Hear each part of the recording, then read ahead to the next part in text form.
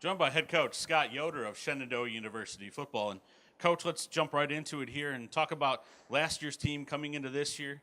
You've got a lot of talent back from last year's squad. I think 7 of your 10 all-conference guys are back, so that's a good start to begin with. But what's the next step for your squad here as you look for your team transitioning from last year into 2017?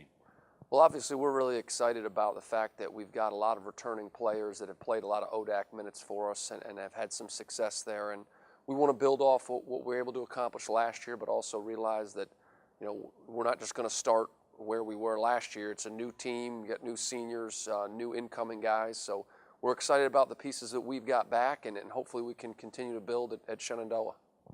Take a look at the offensive side of the ball here first. You got quarterback back, you got lead receiver back, and Hayden Bosserman and Michael Ashwell. It's always good to have the guy and then the guy's guy coming through there to start off with your offense. But what do you see out of them this season for an encore from last year when both, I believe, were first-teamers? And then what do you see for the rest of your offensive unit? Well, we're really excited. I think our offense has the most returners back since we've been there, and I think we should have an opportunity to be pretty good on the offensive side of the ball. Certainly when you have your quarterback, who's hopefully going to touch it every snap, is back and was a first-team all-conference guy, you feel pretty good about what you're going to be able to get accomplished. But we've got a lot of good pieces around them.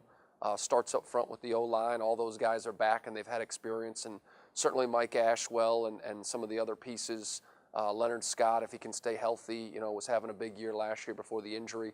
We've got some really nice pieces on offense, and we just need to maximize that and make sure that we can make all those guys, put them in positions to be successful. The defensive side of the ball, you've got a couple playmakers to replace this year. What do you see out of that unit for your squad this year, and who are some people that maybe could step up and make some names for themselves? Well, we're going to have a lot of new faces on the defensive side of the ball, but they won't be new to us. They'll just be guys that maybe haven't started or played a lot. We got a lot of guys that got some time last year, whether it be on special teams or just in the series of the games. And we've got some good talent there. A little bit unproven, so there's more of a question mark on that side of the ball, but we're excited to work with those guys. I think our defensive line, we've got the most as far as experience coming back up there. Weldon Gilchrist is probably is one of our best corners. We're going to ask a lot of him because we're going to be young in the secondary. We've got a good group of young linebackers, to fill some holes of guys that have been there for a long time. So I think we're just a little unproven there, but we've got the talent to get it done. When you take a look at your squad and the talent you've got back on offense, the talent you expect to show up on defense this year, what is going to be key for your squad to take that next step and move into the upper echelon of the league with a possible chance to get that first title? Well, I think it's just taking it 1 week at a time. I think, we've built this thing over the last 4 years, and we've slowly gotten better each year. And if we can take that approach just every week, just try to get a little bit better, and we did a great job last year of taking care of the football and taking the football away. Game of football hasn't changed. Those things will be key for us, but we're really excited because we're playing with juniors and seniors now that have been with us for a while.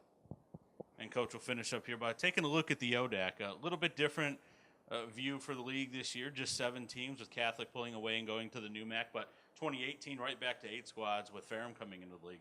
Talk a little bit about first what you see this season for the league and maybe where Shenandoah fits in, and then what you see for the future with Ferrum coming through.